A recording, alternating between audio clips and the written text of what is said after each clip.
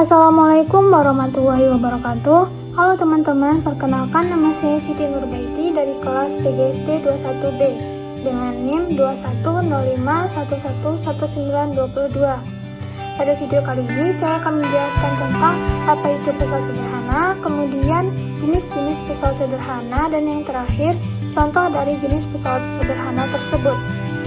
Tujuan saya membuat video ini adalah untuk memenuhi tugas ujian tengah semester pada mata kuliah konsep dasar IPA Fisika yang diampu oleh Ibu Rini Hermita, SPD MPD. Baiklah, langsung saja saya akan menjelaskan tentang apa itu pesawat sederhana. Nah, apakah teman-teman semua telah mengetahui apa itu pesawat sederhana? Jadi, pesawat sederhana itu merupakan alat mekanik yang bisa mengubah arah atau besaran dari sebuah gaya.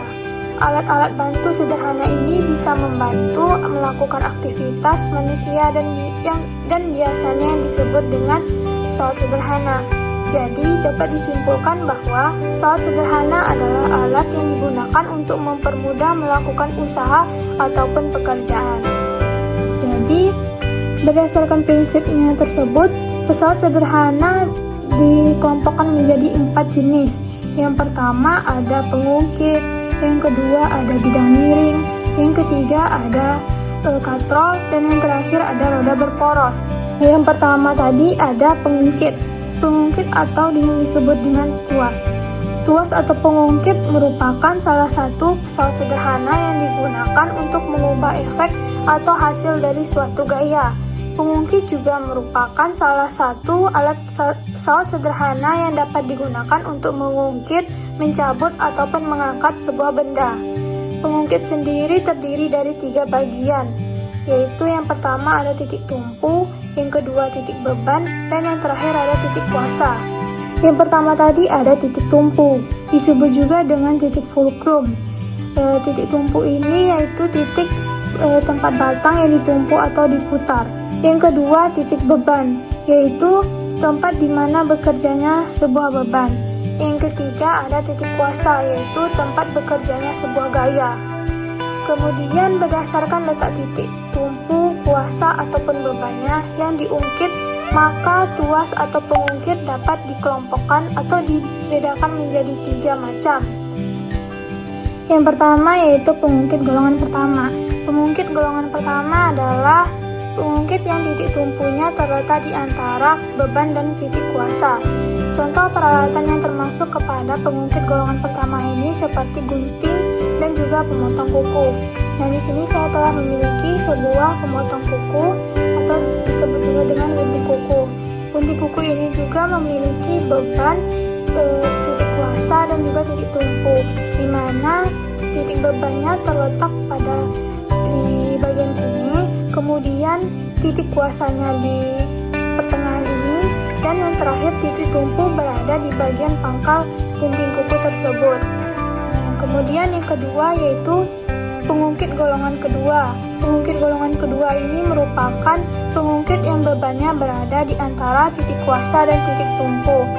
Peralatan yang termasuk ke dalam contoh pengungkit golongan kedua adalah seperti gerobak roda 1, alat pemotong kertas, alat pemecah kemiri, dan juga alat penutup botol.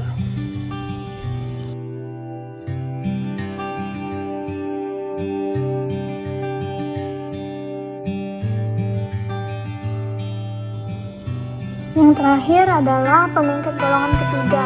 Pengungkit golongan ketiga merupakan pengungkit di mana titik kuasa terletak di antara beban dan titik tumpu. Contoh peralatan yang termasuk ke dalam pengungkit golongan ketiga ini adalah seperti sekop, penjepit roti, stapler, pinset, dan juga alat pancing.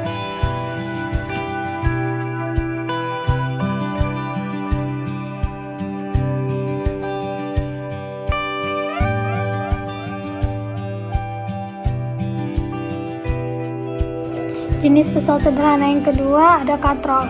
Katrol merupakan pesawat sederhana yang terdiri dari sebuah roda beralur dengan tali di sekeliling piringan tersebut. Sama seperti halnya dengan pengungkit, katrol memiliki 3 titik.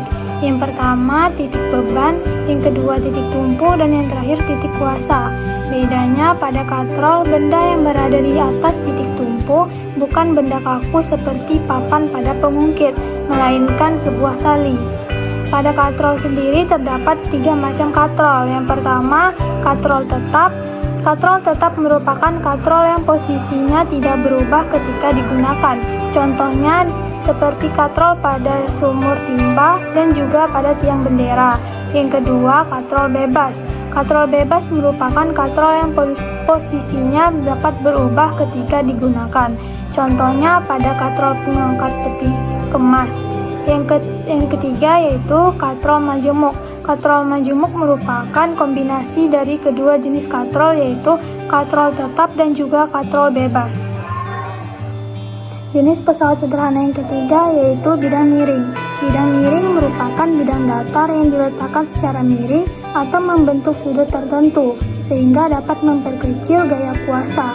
Bidang miring juga bisa berarti sebagai sebuah lintasan yang memiliki kemiringan tertentu, serta membentuk sudut terhadap permukaan mendatarnya.